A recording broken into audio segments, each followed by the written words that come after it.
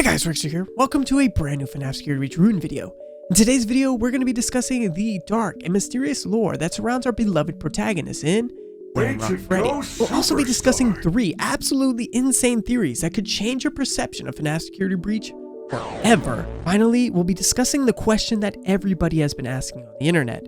What happened to Glamrock Freddy's head? So if that sounds good to you, go ahead and grab your popcorn, grab a soda, and let's go ahead and dive in. So I believe the best place to start this video off would be in Phaser Blast, where we find Glamrock Freddy for the very first time in Fnaf Security Breach Ruin. Now, unless you've been living under a rock, you will see that Glamrock Freddy does have a very specific word written on his right foot. That word is prototype. So of course, naturally, this sparked a lot of questions within the Fnaf community. Daco even brought it up in my original Fnaf Security Breach Ruin video on Glamrock Freddy and what actually happened to him. Now, Daco's theory is simple. He does believe that the Glamrock Freddy found in the Phaser Blast is the real Glamrock Freddy. Now, when asked about the prototype foot, Daco can't really explain this. He says he doesn't understand why, but Steelwool did include this in the game. And now, to Daco's defense, even though he can't describe why the foot is the way it is, he does make a solid case in saying that Glamrock Freddy's true ending was the one in Princess Quest. Because if you look closely at the body, think about it.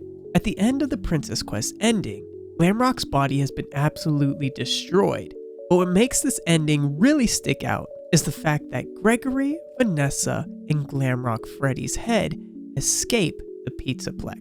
So what does that mean for Fnaf Security Breach Ruin? Well, it's actually really quite simple. You see, when you go back to the ending of Fnaf Security Breach, Vanny decides to disable and disassemble Glamrock Freddy, having the help bots absolutely tear him apart. But one thing that really stands out here is that his head is still intact. That is, however, until you do complete the final Princess Quest game inside of Vanny's hideout. Now, what is interesting about this ending is you actually don't get a glimpse at Glamrock Freddy's body. You only see his head escape the pizzaplex, thus making a reasonable explanation to why Glamrock Freddy looks the way he does in Fnaf Security Breach Ruin. But now, let's play devil's advocate here. What if Steelwool intentionally put this prototype on the right foot to show us that this is not the actual Glamrock Freddy we've come to know and love in Fnaf Security Breach? And I actually have a theory for this as well. See, if you go back to Fnaf Security Breach, there's actually a scene that I'm going to go ahead and play on the screen right now. Look at all the endos. They're all the same. Have I always been a Freddy? Am I Monty with a different shell? What if I am not the first Glamrock Freddy? Are there more of me at other pizzerias? Do we all feel the same? Am I special? If I am mass-produced, am I still art? You see, in this scene, Glamrock Freddy says the exact words that we've all been waiting to hear. He says this must be the place where he was born. He looks at all of the endos and he even questions his own existence when he says, what if I am not the first Glamrock Freddy? And eventually asks Gregory, are there more of him around the pizzeria? And do they all feel the same? Is he even special? And has he been mass produced? Now, what if this is a callback to Fnaf Security Breach Ruin's Glamrock Freddy? And again, I bring up the point.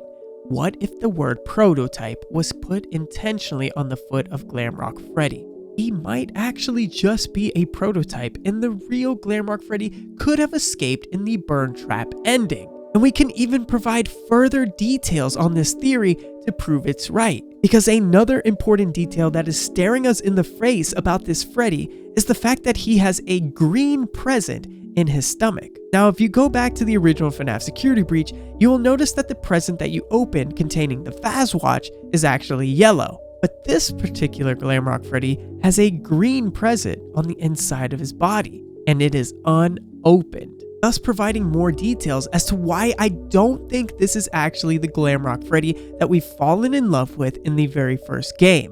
And believe it or not, I actually have one more detail that can completely debunk Daco's theory. You see, when we go to eventually leave the Phaser Blast area, we have one more encounter with this estranged Glamrock Freddy. As Cassie runs to the signal disruptor, you notice that Glamrock Freddy is also there, running at her. However, once she's able to put on the mask again, he completely disappears. Now, why is that? One thing I do want to point out is that as we played FNAF Security Breach Ruin, mask or no mask, you can at least see an outline of all the other animatronics. Now, is it because they are a part of the original cast? Because we can see Glamrock Chica, we can see Roxanne Wolf, and we can see Montgomery Gator, but for whatever reason, when we put on this mask, we can no longer see Glamrock Freddy. Which originally, I thought the case behind this was something similar to what Glamrock Freddy said in the rooftop ending, where he tells Vanny that he can now see her. But this does not mean that she could never see him, thus leaving us with this huge question. Can we not see this Glamrock Freddy because he is not the true Glamrock Freddy? Is he just a prototype? And is that the reason why he becomes so aggro when it comes to Cassie? These are all questions that have literally kept me up at night and made me compelled to make this new video. Now, one final thing I do want to bring up in the defense of this being a prototype Glamrock Freddy. I went back and did the modded version of the Mimic taking over Glamrock Bonnie's body. I got the Fredbear ending one more time, or what many people are calling the Brazil ending, and something really stuck out to me. This ending does not include Glamrock Freddy's body at all. It's only Vanessa, Gregory, and Helpy. So does that mean our beloved protagonist was left inside of the Mega Pizzaplex? Or maybe he's stuck somewhere in that bush? Regardless, we still have more theories to cover. So now let's talk about the big one. Where is Glamrock Freddy's head? To which we could have a few different outcomes. For one, maybe it escaped along with him in the burn trap ending. I mean, we do get a glimpse of the blob, meaning that this ending could still be canon to some extent. Now, what debunks this ending, however, is the fact that we go back to the exact spot where burn trap was being created, and notice the burners and everything there is still intact, thus making this ending a little bit unlikely. So we could pretty much cancel out that Glamrock Freddy's head left along with his body, but that still leaves us another ending. Obviously, the Princess Quest ending could still be canon to some extent, meaning that Glamrock Freddy's head is somewhere out there in the real world with Gregory. Or who knows, maybe Gregory and Vanessa even repaired him and put him on a new animatronic endoskeleton.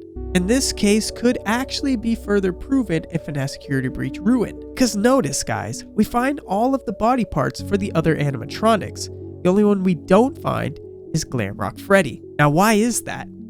Well, my theory here is that his head is not in the building at all. And this is a detail that could go unnoticed. But Steelwool is a lot smarter than you think, guys. And they rarely do something without intention. So my theory here is really quite simple. Whether you think this is Glamrock Freddy's body or not, his head is no longer within the Pizzaplex. I do believe it made it out with Gregory. And knowing Gregory's expertise in not only hacking, but repairing animatronics, I think it is now on a newer endoskeleton, somewhere outside of the Pizzaplex. Because one thing is for certain, this version of Glamrock Freddy is special. It's the only one that didn't get possessed by Glitch Trap, and it is very, very essential to the next game. So guys, that wraps up this video here. If you do have more lore or theories that you would like me to cover, do me a big favor and comment them down below. I love hearing from you guys. Also, if you're new to the channel and you haven't already, please do me a giant favor. Help me get to my goal of 150k subs by hitting that subscribe button and turning on those bell notifications. And if you made it this far in the video and you haven't already, make sure you check out the video we did yesterday. We covered the lore of the Candy Cadet story and cover all the insane details that could have a detrimental effect on the future of FNAF Security Breach.